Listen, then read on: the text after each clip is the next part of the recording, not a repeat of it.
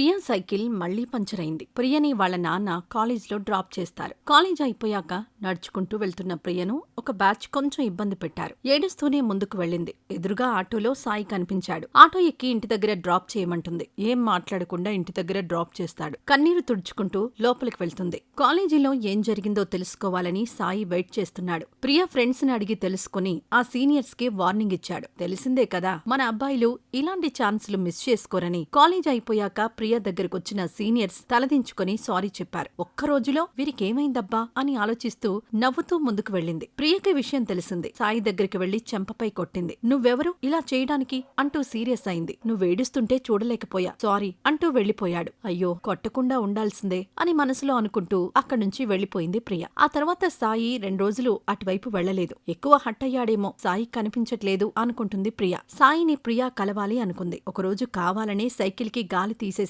ఆటోలో కాలేజీకి వెళ్తున్నా అని ఇంట్లో చెప్పింది. చాలా దూరం నడిచాక సాయి ఆటోలో కనిపించాడు. వెళ్ళగానే సారీ, నేను భయపడ్డాను, అందుకే అలా కొట్టానని చెబుతుంది. సరే పర్లేదు, సైకిల్ ఏది అన్నాడు సాయి. నిన్ను కలవడానికే కావాలని సైకిల్ గాలి తీసేశాను అంటుంది. ఇద్దరూ నవ్వుకుంటారు. ప్రియ మారిపోయింది. నెమ్మదిగా సాయి ఆటోలో కాలేజీకి వెళ్లడం స్టార్ట్ చేసింది. సాయి దగ్గరవడానికి ప్రయత్నిస్తున్నాడు. పర్సనల్ విషయాలు కూడా షేర్ చేసుకుంటున్నాడు. ఫోన్ నెంబర్ అడుగుదామా వద్దా అని ఆలోచించడం మొదలుపెట్టాడు. అమ్మాయి అందంగా ఉంది, మిస్ చేసుకోకూడదు, అడిగేద్దామనుకుని ప్రియా, నువ్వు కాలేజీకి ఫోన్ తీసుకెళ్తావా, నీ దగ్గర ఫోన్ ఉందా అని అడిగేశాడు. మరి ప్రియా ఫోన్ నెంబర్ ఇచ్చిందా, తర్వాత ఏం జరిగింది అనేది రేపు చూద్దాం.